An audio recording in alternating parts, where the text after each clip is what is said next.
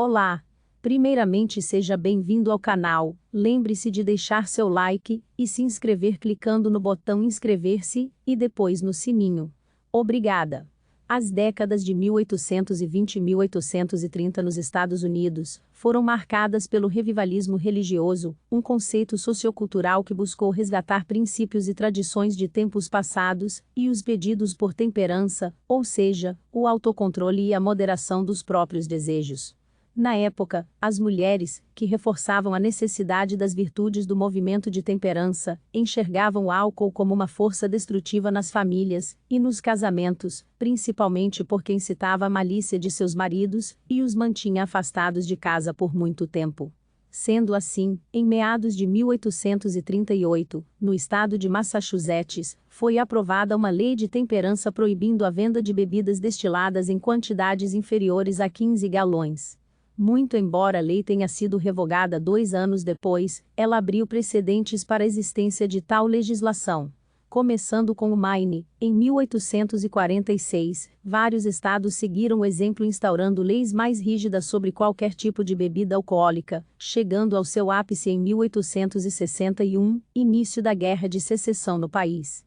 Proibido beber, fonte britânica Reprodução, com a virada do século, em 1906, a Liga Anti-Salon, fundada em 1893, impulsionada pela reação direta ao crescimento urbano, que afastava os princípios da temperança, passou a atacar diretamente a venda de bebidas alcoólicas. Então, a organização se apoiou no surgimento do protestantismo evangélico, e na visão de que os salões eram sujos e ímpios, causando a ruína do ser humano aos poucos.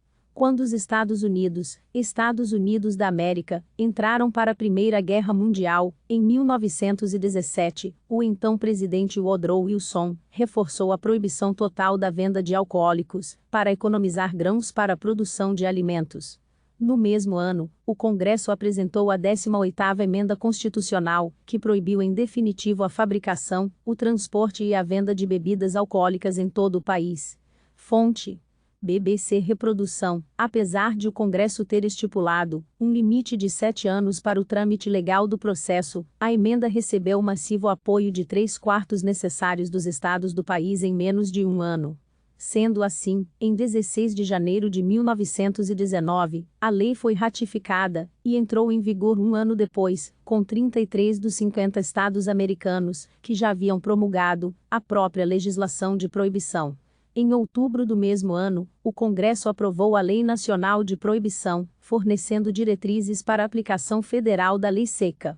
Do gin de banheira ao crime organizado, os governos federais e locais se empenharam para fazer cumprir a nova lei ao longo de toda a década de 1920, aplicada com mais força em áreas onde a população simpatizava com a legislação, como áreas rurais e pequenas cidades, mais do que nos grandes centros urbanos.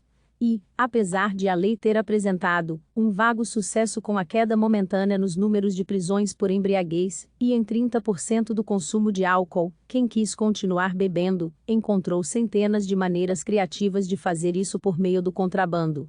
A fabricação e a venda ilegais aconteciam em bares clandestinos, lojas, boates e até em residências, tornando o famoso gin de banheira. A lei seca também teve impacto direto na atividade criminosa da máfia, gerando mais de 60 milhões de dólares para o famoso Alameda Capone, que gerenciou operações piratas e clandestinas, que alimentaram significativo aumento na violência entre gangues, incluindo o notório massacre do Dia dos Namorados, em Chicago, no ano de 1929. A medida provou que só afetava a classe trabalhadora, visto que o alto preço do licor ilegal significava que os americanos de classe média ou alta poderiam ter acesso. No final da década de 1920, o apoio à lei seca diminuiu exponencialmente, enquanto o número de violência aumentava. Além disso, as forças fundamentalistas e nativistas sobrepujaram o controle do movimento da temperança, alienando seus membros mais moderados em relação à lei. Fonte Time Magazine Reprodução. Quando os Estados Unidos da América afundaram de vez no atoleiro, que foi a Grande Depressão de 1932, a criação de empregos e a geração de lucros para a economia estilhaçada do país tiveram que ser feitas por meio da legalização da indústria de bebidas alcoólicas.